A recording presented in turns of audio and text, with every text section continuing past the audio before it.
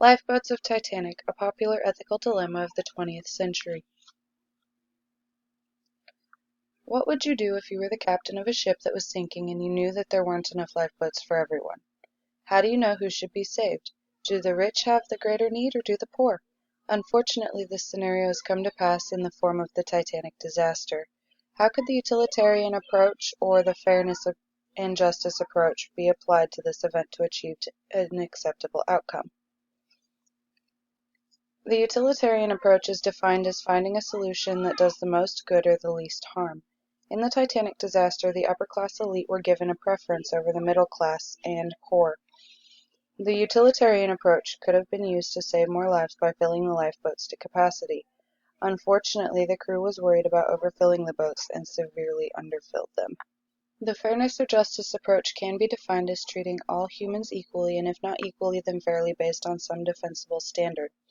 In 1912, fairness meant that first class was superior, followed by the women and children of second class and third class, and finally the men.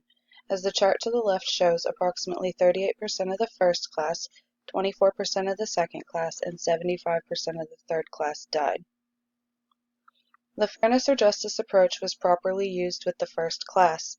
Prominent passengers such as the Astors, who are pictured below, were given first access to the boats, while second and third class passengers were locked away like animals.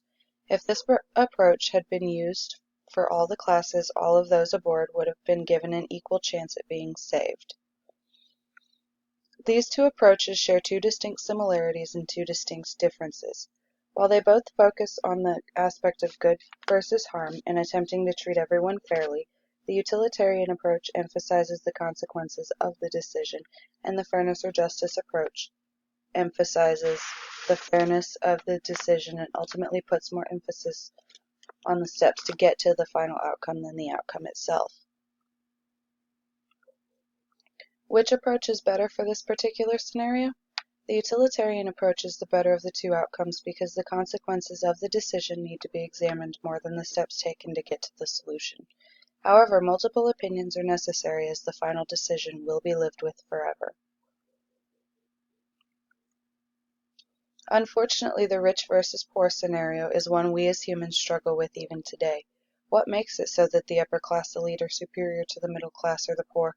Sadly, we may never know, but using the approaches mentioned, we as humans can take steps to bridge the gap between rich and poor, a gap that in 1912 cost so many people their lives.